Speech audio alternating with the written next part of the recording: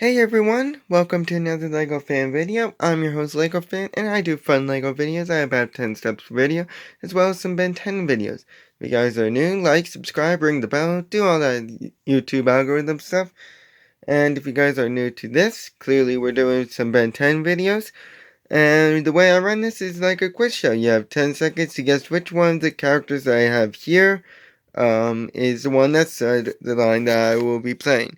I forgot to thank WatchAnimeDub.com for providing me with the videos for the first lines, as well as Ben 10 Wiki for providing me with essentially the species of all of these characters, as well as a few tidbits that I picked up.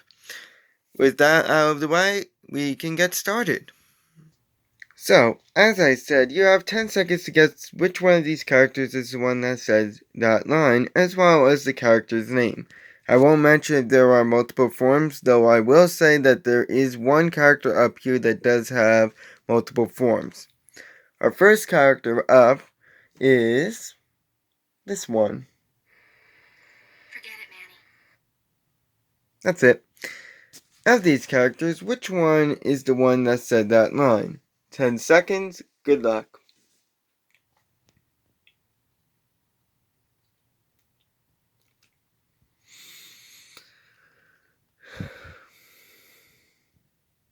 So this is the character right here. She's known by the name of Helen Wheels, a play on the saying "Hell on Wheels." Get it? So she is half Knisterlarian, half human, who first appears in Plymouth Helpers, working with Manny and Pierce in the past, though mostly Manny in this episode, to help destroy all the aliens that are on Earth using their unique gifts that they have. They did this by using a null void cannon, though they thought it was Eradicator, not realizing that it actually sends people elsewhere. Throughout this episode, she and Manny tried to get rid of Ben and the gang, thinking that they are DNA aliens and using ID masks, but they failed and realized their mistake. And after they realized this, they decided to head to the null void and help the ones that they wrongly imprisoned in the past. So she has super speed, is stealthy, has a cuff gun, can climb or run vertically. She has a tracker, access to plumber Tekka gear, former tornado, often allied with Manny and Pierce, and is the voice of reason within their little group. She also is smart, has a laser gun, is a good fighter, is strong, and has the same ability as other Knisterlarians, albeit a little weaker. Like her speed produces heat, and possibly she can slow down time, though I don't think with her speed she can. She can also walk or run on water, create water cyclones, has fast kicks, can create a dust storm, slow down her fall speed, whip her tail, and has quick reflexes. But she is protective of Pierce's name since they believe he's dead. Of course, he is not dead, as we're going to see in Voided, although I do have him here. And she has the same weaknesses as other Knisterlarians, like her tail could be used to fling her elsewhere. She could be blinded by light. She could be caught under debris. She can run on ice, for obvious reasons. She also often leaves dust trails, and if she slows down time on some extreme slow-mo cameras, it can be revealed. On to another one of these plumber kids. And this character's first line is a rather long one. August 10th. We zapped another DNA alien. Third one this month. Only something weird happened. We had the creep cornered. I got my energy lash wrapped around one arm. But just before Manny hooked him, he flashed a plumber's badge. Figured it had to be fake, but now I don't know. What if it was real? What if we were wrong about it? Helen, what is it? Had to interrupt that nice little intermediate episode there. Of these characters, which one is the one that said that line? 10 seconds, good luck.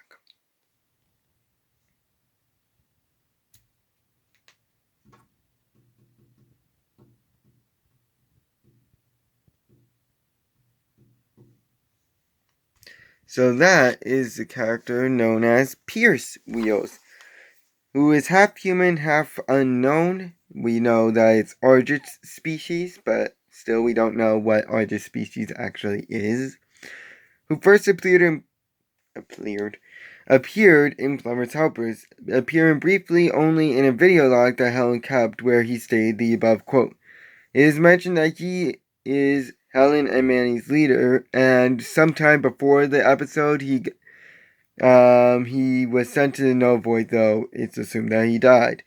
And he also got them all the tech that was shown in the episode.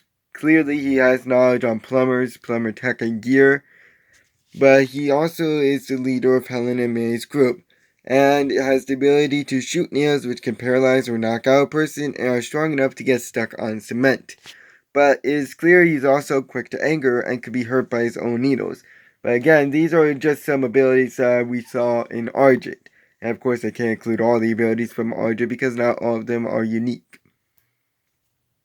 The next character doesn't have a first line, or a true first line, as this character actually only says his name. So of these characters, which one is the one that is called Ship? 10 seconds, good luck.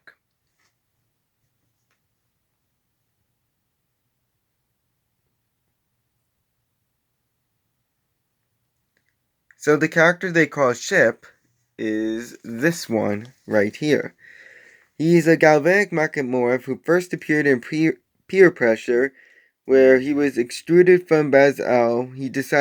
He had one mission, which was to hunt down a plumber or some sort of Omnitrix, like a plumber badge essentially, and try and get help for Baz-El.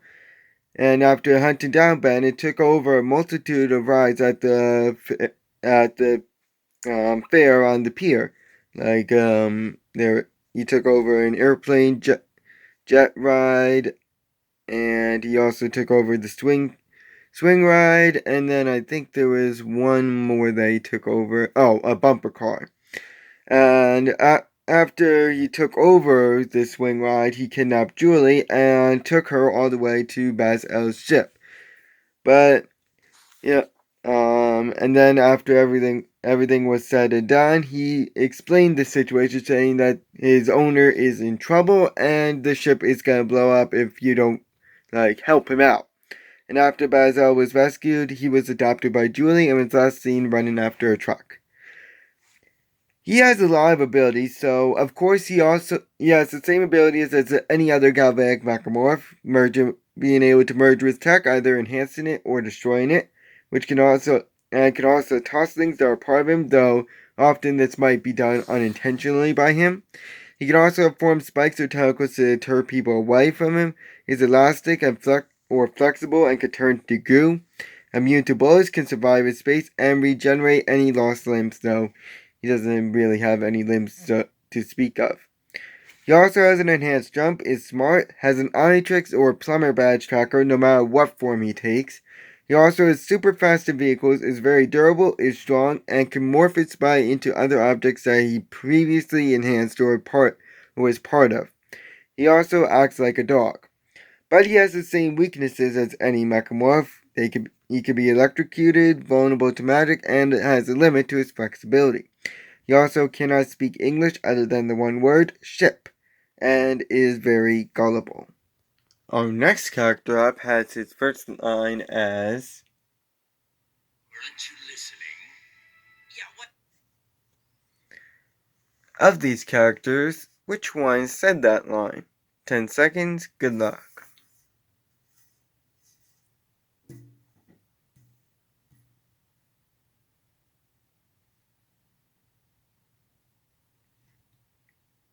So this is the character known as Bellicus. He is one part of a Celestial Sapien, specifically Alien X. I don't think they really have a specific species. Who first appears in X equals Ben plus 2, the second part of Alien X, and is still in constant argument with Serena over matters. When the third voice, Ben, showed up, they were quick to agree to keep him there until all of their matters are resolved, which is like 8,000,000,001 matters. But after some convincing, they agreed to let Ben go after, hurting Serena's feelings, and, Ben was just really mad at them. So like Alien X, he can warp reality and time to his will, And despite the constant arguing with Serena, he shows that he does care for her and shows sympathy when Ben hurt her feelings. But since he's the voice of rage and aggression in Alien X, he's often quick to anger and could care less about anyone else. He also can't do anything without Serena agreeing, and is the hardest emotion of Alien X to agree with, as he is very stubborn and not easily swayed.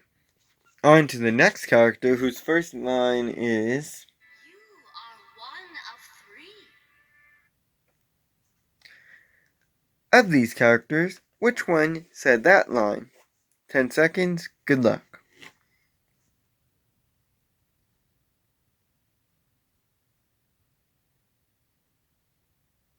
So that is the character known as Serena. This character right here. I know it's kind of odd to include the parts of Alien X as allies, but you really can't include them as a separate alien either. Again, she's one part of a Celestial Sapien, that being Alien X, of course, and first appearing in X equals Ben plus 2, being the one part of Alien X where she was, and still is, locked in eternal conflict with the other emotion, Bellicus.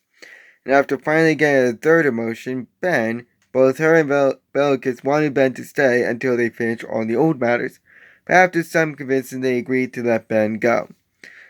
So being a part of Alien X, she has the ability to bend and warp reality to her will, and is the voice of love and compassion, so she is more sympathetic and easily swayed.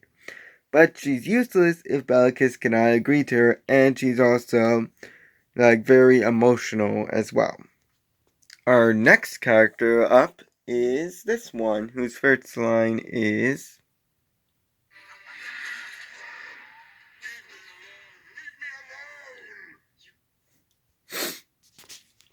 of these characters, which one said that line? 10 seconds, good luck.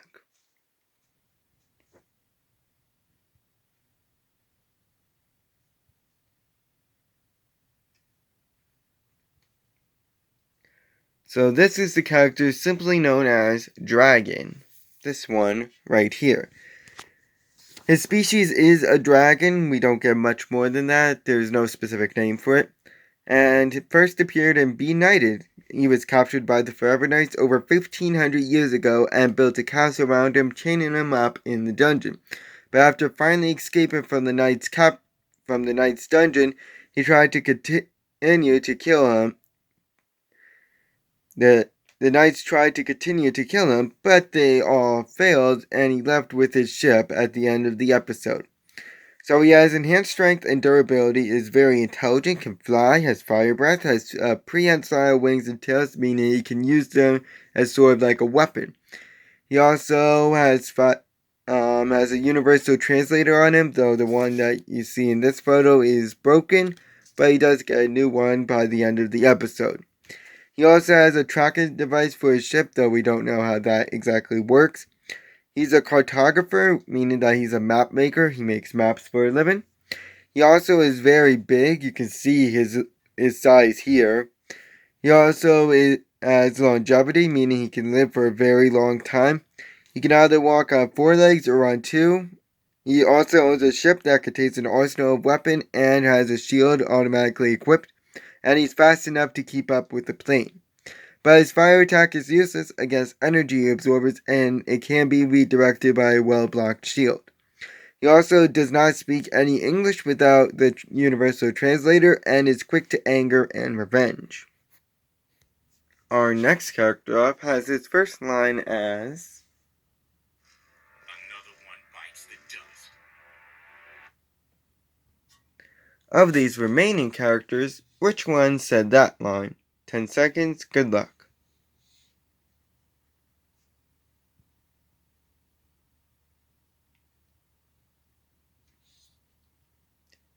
So, this is the character known as Manny Armstrong.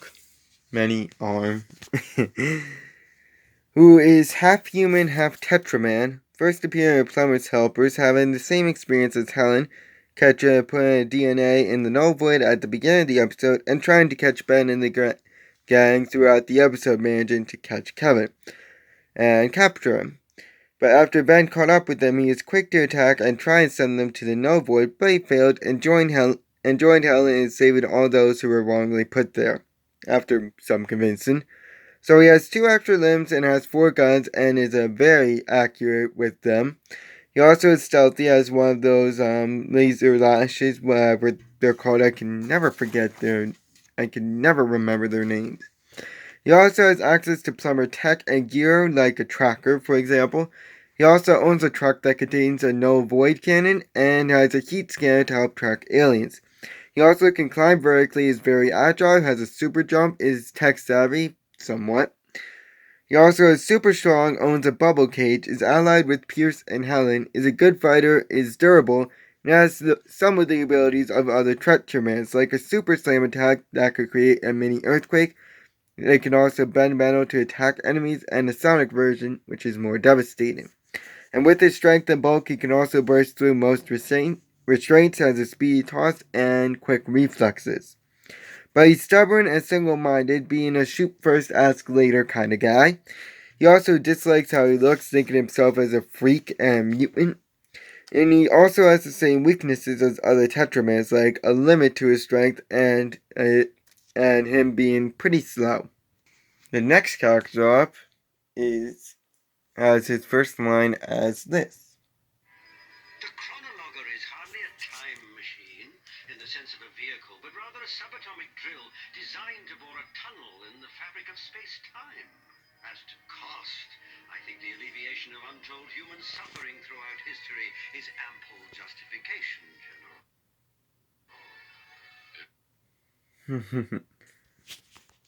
Of these characters, which one said that? Though probably based on the pictures you can assume which one said that.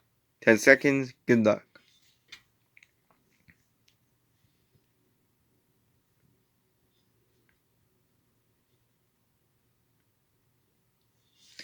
So that is Ben's most powerful ally, that being Professor Paradox. His real name is unknown. He's a human, first appearing in the self-titled episode Paradox, where he was, and still is, a mysterious character that appeared in the episode, not even sure who he even is, and has been over the past 1,000 years.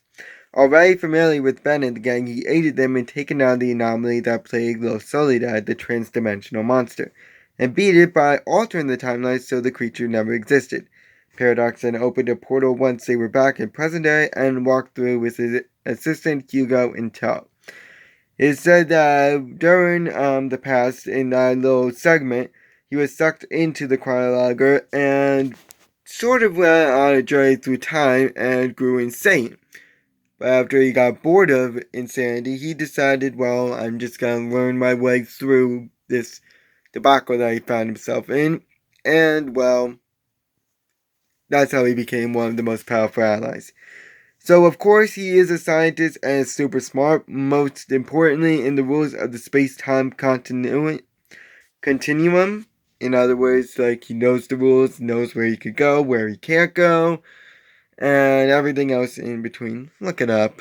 Even I can't explain everything. I'm not a scientist here. He also is a time traveler. It's unknown what episodes in terms of him come first for him, as it's still debated as to what episode's first in his mind. He also knows future events, though of course he can't tell about them. Is fast, he can teleport and teleport others if need be. This can either be done through space or time, through a pocket watch, or just walking, because he knows all the spots where he could disappear and reappear at a different spot.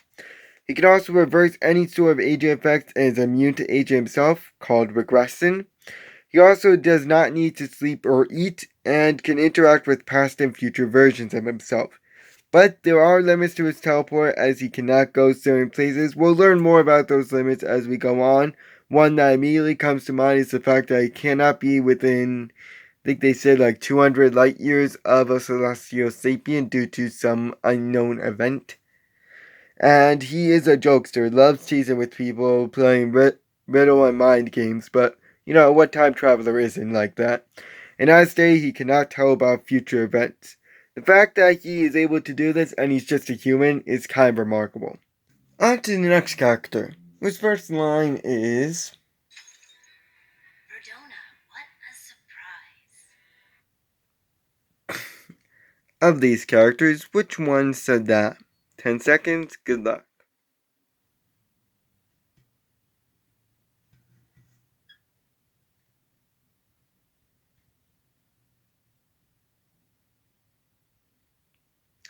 So this is the character who's not named in the episode, but according to Ben 10 Wiki, her name is Natalia Tennyson.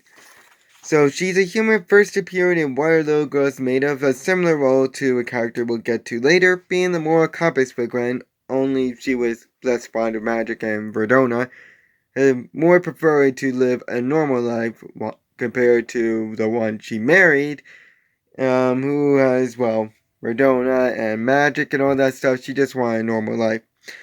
And while disapproving of Gwen taking his side, she did not mind Gwen's choice to go to the Anodite planet, and was not happy when Verdona said she was going to check in every once in a while. So, as said, she does care about Gwen and wants a good future for her, and has knowledge on Anodites. But like any human, she lacks any unique powers of her own, and is not fond of Verdona and Frank's side of the family, preferring her normal side. On to the next one, whose first line is this. Look, I told you. I have no idea where my grandfather is. I don't know anything. Yeah, kind of suck for him. Of these characters, which one is the one that said that line? 10 seconds, good luck.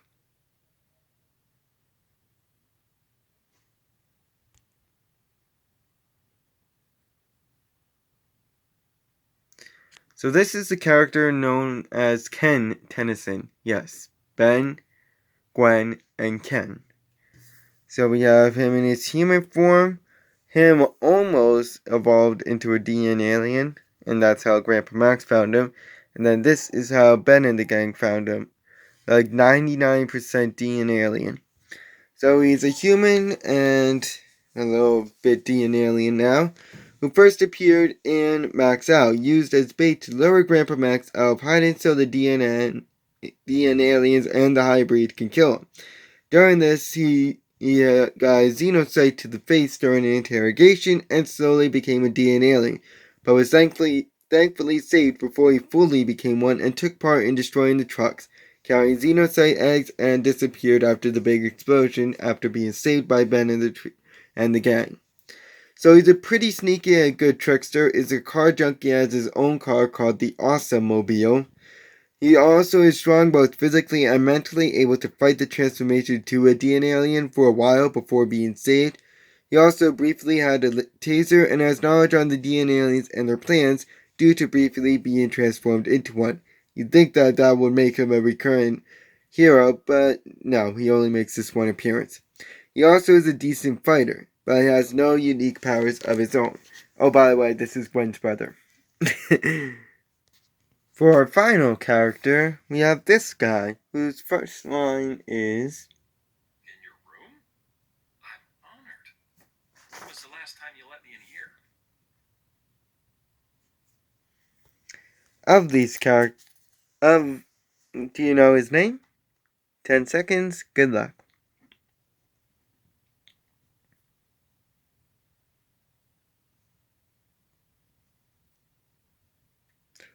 So this is the character known as Frank Tennyson, though we just hear in the episode being called Uncle Frank.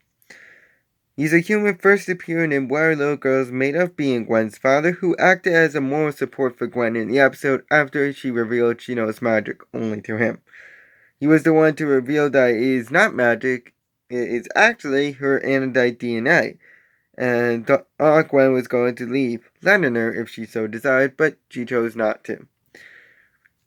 So in terms of abilities, he can sense when Verdona is nearby if she is invisible.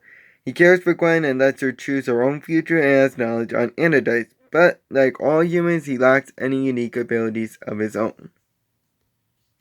I'd like to thank you guys for watching. Next time we'll be getting back into the LEGO ISS, and we'll finish that up before moving into Alien Force Season 2. And then probably after that we'll get into my 2 Christmas sets that I showed, which will be starting with Venom. I'll see you guys then. So long.